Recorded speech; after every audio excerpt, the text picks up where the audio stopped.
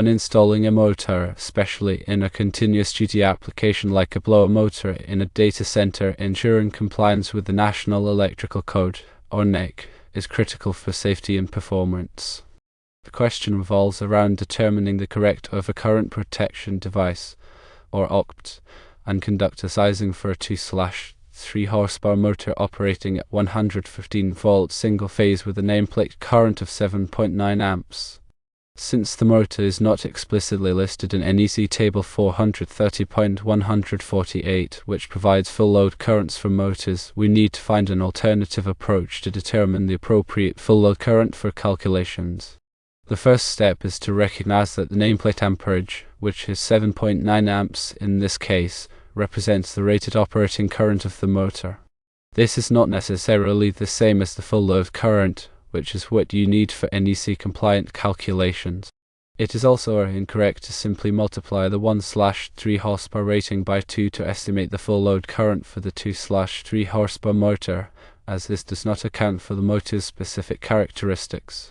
The NEC provides guidelines for overcurrent protection and conductor sizing for motors. Specifically, for continuous duty motors, NEC Section 430.22a requires that the overcurrent protection device be rated not less than 125% of the motor's full load current. Similarly, NEC Section 430.22b mandates that the conductors supplying the motor must have an ampacity of not less than 125% of the motor's full load current.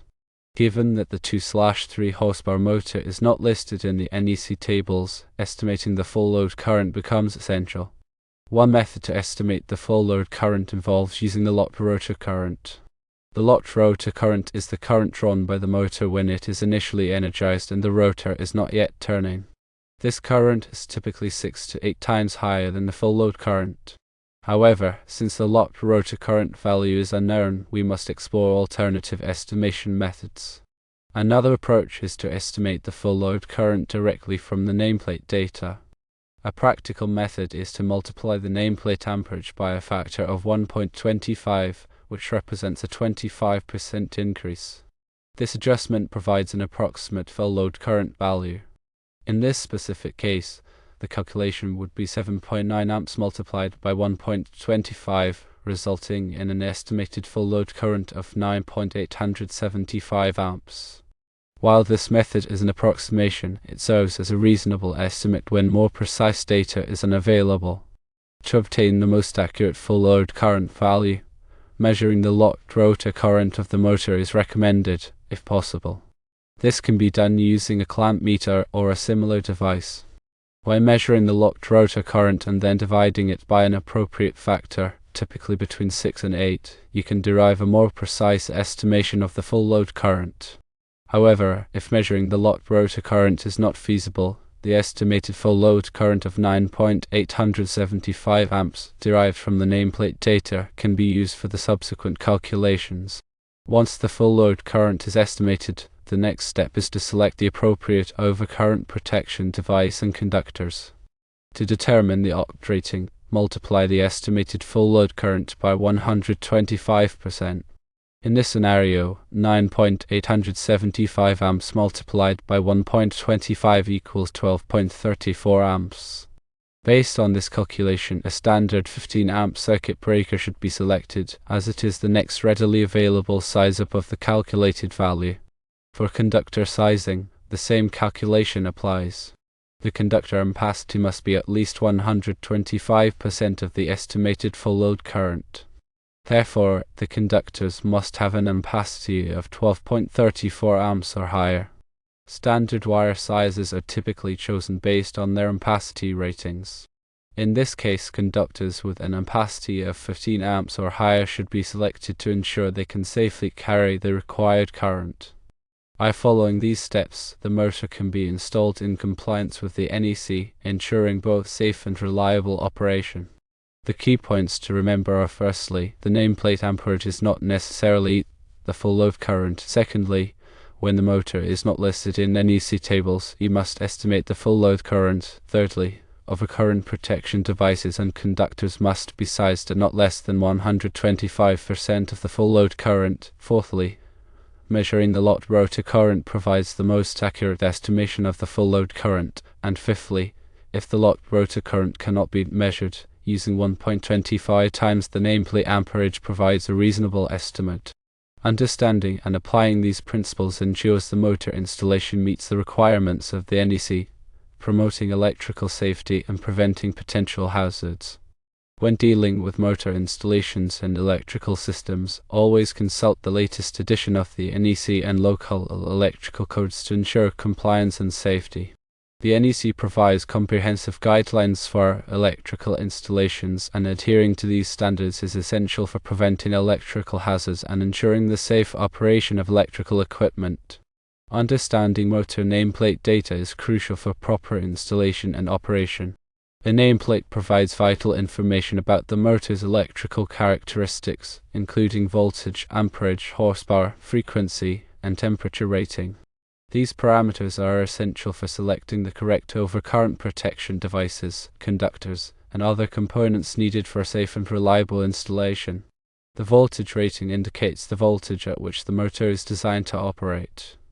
In this case, the motor is rated for 115 volts single phase. It is essential to ensure that the supply voltage matches the motor's voltage rating to prevent damage to the motor or other equipment.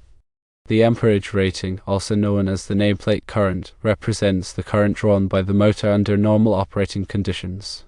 This value is used as a reference for estimating the full load current and for selecting appropriately sized conductors and overcurrent protection devices. The horsepower rating indicates the mechanical power output of the motor. In this case, the motor is rated for 2/3 horsepower. While the horsepower rating is useful for understanding the motor's capabilities, it is not directly used for calculating overcurrent protection or conductor sizing. Instead, the amperage rating is used for these calculations. The frequency rating indicates the frequency of the alternating current, or AC, power supply for which the motor is designed. In this case, the motor is rated for 60 Hz, which is the standard frequency in North America. The temperature rating indicates the maximum ambient temperature at which the motor can operate without exceeding its thermal limits. In this case, the motor is rated for 40 degrees Celsius. It is essential to ensure that the motor is installed in an environment where the ambient temperature does not exceed this rating to prevent overheating and potential damage to the motor. Understanding the concept of full load current is fundamental to motor protection and conductor sizing.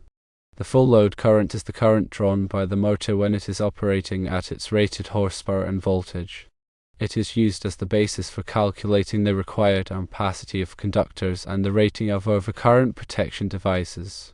Since the nameplate amperage is not always equal to the full load current, it is sometimes necessary to estimate the full load current using various methods. When the motor is not listed in NEC Table 430.148, alternative methods for estimating the full load current must be used. These methods may involve using the lot rotor current or estimating from nameplate data. The lot rotor current is the current drawn by the motor when it is initially energized and the rotor is not yet turning. This current is typically much higher than the full load current, and it can be used to estimate the full load current. If the lot rotor current is known, the full load current can be estimated by dividing the lot rotor current by a factor of 6 to 8. However, if the lot rotor current is not known, an alternative method is to estimate the full load current from the nameplate data. This can be done by multiplying the nameplate amperage by a factor of 1.25, which represents a 25% increase. This method provides an approximate full load current value that can be used for subsequent calculations. Overcurrent protection is essential for protecting motors from damage due to overloads and short circuits. Overcurrent protection devices such as circuit breakers and fuses are designed to interrupt the flow of current when it exceeds a predetermined level. This prevents the motor from overheating and potentially causing a fire or other damage. The NEC specifies the requirements for overcurrent protection of motors in Article 430. These requirements are based on the full load current of the motor and the type of overcurrent protection device being used. For continuous duty motors, NEC section 430.22a requires that the overcurrent protection device be rated not less than 125% of the motor's full load current. This means that the overcurrent protection device must be capable of carrying at least 125% of the motor's full load current without tripping or opening. In addition to overcurrent protection, conductors must also be properly sized to carry the motor's full load current. Conductors that are too small can overheat and potentially cause a fire or other damage. The NEC specifies the requirements for conductor sizing in Article 310. These requirements are based on the ampacity of the conductors, which is the maximum current that the conductors can carry without exceeding their temperature rating. For motors, NEC section 430.22b requires that the conductors supplying the motor must have an ampacity of not less than 125% of the motor's full load current. This means that the conductors must be capable of carrying at least 125% of the motor's full load current without overheating. When selecting conductors, it is essential to consider the type of insulation, the ambient temperature, and other factors that can affect the ampacity of the conductors. The NEC provides tables that list the ampacity of various types of conductors under different conditions. It is important to consult these tables to ensure that the conductors are properly sized for their application. In addition to overcurrent protection and conductor sizing, other considerations are important for the safe and reliable installation of motors. These considerations include grounding, bonding, and motor control. Grounding is essential for providing a low impedance path for fault current to flow back to the source. This helps to protect personnel from electric shock and to prevent damage to equipment. The NEC specifies the requirements for grounding in Article 250. Bonding is essential for ensuring that all metal parts of the electrical system are electrically connected. This helps to prevent voltage differences between different parts of the system, which can cause electric shock. The NEC specifies the requirements for bonding in Article 250. Motor control is essential for starting, stopping, and controlling the speed of motors. Motor controllers can be manual or automatic, and they can be used to provide various functions such as overload protection, undervoltage protection, and phase loss protection. The NEC specifies the requirements for motor control in Article 430. When installing motors, it is essential to follow all applicable codes and standards, including the NEC and local electrical codes. These codes and standards provide comprehensive guidelines for electrical installations, and adhering to these guidelines is essential for preventing electrical hazards and ensuring the safe operation of electrical equipment. In addition to following codes and standards, it is also essential to use qualified personnel for electrical installations. Electrical work should only be performed by licensed electricians or other qualified individuals who have the knowledge and experience to perform the work safely and correctly. Proper motor installation involves several key steps, including firstly, reviewing the motor nameplate data to understand the motor's electrical characteristics, secondly, estimating the full load current using appropriate methods, thirdly, selecting overcurrent protection devices and conductors based on the full load current and NEC requirements, fourthly, ensuring proper grounding and bonding, and fifthly, using qualified personnel to perform the installation. The location of the motor installation, in this case, a drop ceiling within a data center, introduces additional considerations. Data centers typically have stringent requirements for temperature control and air quality. Therefore, the motor installation must not interfere with the data center's cooling system or introduce contaminants into the air. It is also important to ensure that the motor is properly ventilated to prevent overheating. Motors installed in enclosed spaces, such as drop ceilings, may require additional cooling to dissipate heat. This can be achieved through the use of fans or other ventilation systems. The selection of the motor itself is also important for data center applications. Motors used in data centers should be energy efficient and reliable. Energy efficient motors can help to reduce the data center's overall energy consumption, which can save money and reduce environmental impact. Reliable motors are essential for ensuring the continuous operation of the data center. Data centers rely on uninterrupted power and cooling to maintain the integrity of their data. Therefore, any downtime due to motor failure can have significant consequences. In summary, installing a motor in compliance with the NEC requires careful consideration of the motor's electrical characteristics, the applicable codes and standards, and the specific requirements of the installation location. By following these guidelines, electrical hazards can be prevented, and the safe and reliable operation of the motor can be ensured. The process of calculating overcurrent protection and conductor sizing is crucial for electrical safety. These calculations are not just theoretical exercises, they are fundamental to ensuring that electrical systems operate safely and efficiently.